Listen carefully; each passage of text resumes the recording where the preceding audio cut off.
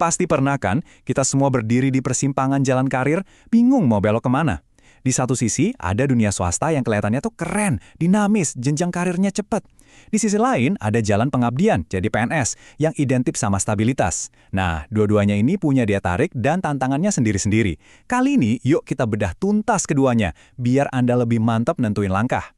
Coba dengerin baik-baik, ini bukan dialog film ya. Ini suara teriakan asli dari seorang pekerja pabrik yang videonya viral dan kata-katanya itu nyampe ke telinga kita semua di seluruh Indonesia. Sebuah momen yang jujur banget, yang mau nggak mau maksa kita buat ngomongin isu yang jujur aja sering banget kita lupain. Jadi gini, keberanian seorang karyawati di PT Sai Apparel ini tuh ibarat puncak gunung es. Video dia yang nuntut hak upah lemburnya yang nggak dibayar itu cuma bagian kecil yang kelihatan di permukaan. Di bawahnya, ada masalah yang jauh lebih gede, lebih dalam yang dialami jutaan pekerja lain di luar sana. Dan inilah pemicunya. Oke, sekarang kita masuk ke arena pertama, dunia swasta.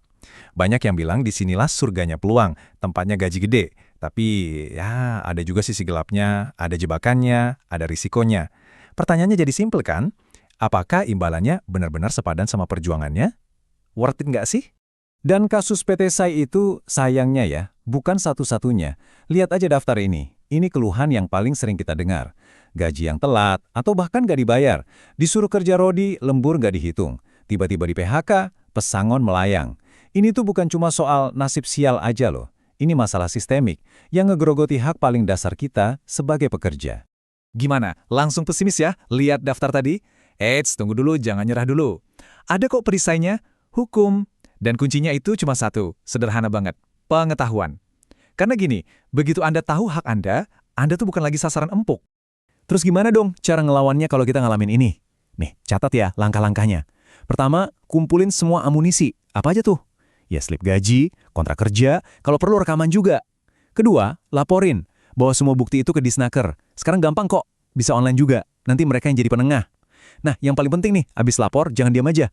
Pantau terus laporannya. Ingat, ini bukan cuma ngeluh, ini perjuangan buat dapetin keadilan. Oke, cukup dulu soal swasta. Sekarang kita pindah jalur, kita lihat jalan yang beda banget. Jalan yang bisa dibilang idaman para calon mertua. Jadi PNS. Jalan yang identik banget sama kata stabilitas dan aman di tengah dunia yang serba nggak pasti. PNS itu sebenarnya apa sih? Gampangnya gini, mereka itu wajahnya negara buat kita sehari-hari. Guru yang ngajar di sekolah, perawat di puskesmas, staf kelurahan yang ngurus KTP kita, nah itu semua PNS. Mereka lah mesin yang bikin roda pemerintahan dan layanan publik kita tetap jalan. Nah ini nih salah satu magnet utamanya jadi PNS. Transparan banget.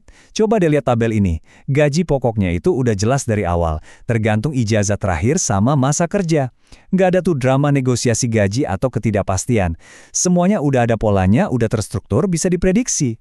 Buat yang nyari kepastian hidup, wah ini menarik banget kan? Eits, tapi jangan cuma lihat gaji pokoknya doang. Kekuatan sebenarnya tuh ada di sini nih. Di tunjangan-tunjangannya. Ada yang namanya tunjangan kinerja atau tukin, yang gedenya itu bahkan bisa ngalahin gaji pokok. Belum lagi tunjangan keluarga, uang makan, dan yang paling mantap, jaminan pensiun yang udah pasti dari negara. Inilah yang bikin take home PPNS itu seringkali jauh lebih gede dari yang kelihatan di atas kertas.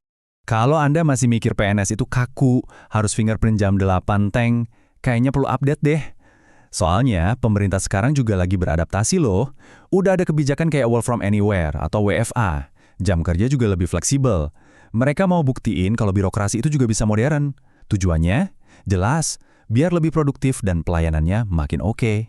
Oke, kita udah ngintip dua dunia yang beda banget. Sekarang, waktunya the real showdown. Kita adu langsung keduanya. Tim stabilitas lawan tim fleksibilitas. Tim aman lawan tim peluang. Kira-kira mana nih yang paling pas buat Anda? Yuk kita bandingin head to head. Nah, tabel ini ngerangkum inti dilema kita. Kelihatan banget kan polanya, kalau PNS itu intinya soal keamanan jangka panjang. Susah di PHK, pensiun dijamin, tapi ya itu, jenjang karirnya lebih pelan, lebih birokratis. Nah kalau swasta, ini kayak high risk, high return. Gaji dan promosi bisa melesat cepet banget, tapi keamanan kerjanya jadi taruhan. Jadi ini bukan soal mana yang lebih baik, tapi soal prioritas Anda. Anda tipe pelari maraton yang main stabil, atau pelari sprint yang ngejar kecepatan? Masih ingat kan masalah lembur yang bikin viral di awal tadi? Nah, grafik ini ngejelasin semuanya dengan gamblang. Lihat deh, buat PNS, aturan uang lemburnya itu jelas, hitam di atas putih. ada angkanya per jam. Sementara di swasta, aturannya sih ada, tapi ditegakin atau enggak, nah itu beda cerita lagi. Inilah perbedaan mendasarnya, kepastian versus kerentanan. Oke, setelah kita banding-bandingin semua, jadi apa dong kesimpulannya? Ternyata, ini tuh bukan cuma soal milih kerja di kantor pemerintah atau di gedung perkantoran swasta. Ada satu benang merah, satu hal super penting yang ngiket dua-duanya. Dan ini dia poin terpentingnya. Perlindungan di tempat kerja itu bukan hadiah, bukan bonus, bukan kebaikan hati bos Anda. Itu adalah hak. Hak fundamental Anda sebagai warga negara yang udah dijamin langsung sama Undang-Undang Dasar 1945. Ini janji paling tinggi dari negara buat kita semua, para pekerja. Pada akhirnya inilah perbedaannya. Kalau Anda nggak tahu hak-hak Anda, posisi Anda lemah, gampang dieksploitasi. Tapi, begitu Anda tahu, Anda punya power. Anda berubah dari yang tadinya cuma bisa pasrah, jadi orang yang berdaya. Orang yang bisa berdiri dan bilang, "Hei, ini hak saya." Jadi PNS atau swasta, itu murni pilihan karir Anda. Mau jalan yang mana silahkan. Tapi yang jauh lebih penting dari pilihan itu adalah bekal yang Anda bawa di jalan itu. Pengetahuan soal hak-hak Anda. Itulah power yang sesungguhnya. Jadi, saya mau tutup bahasan kita kali ini dengan satu pertanyaan buat Anda renungkan. Nggak peduli Anda kerja di mana sekarang, sudahkah Anda merasa berdaya?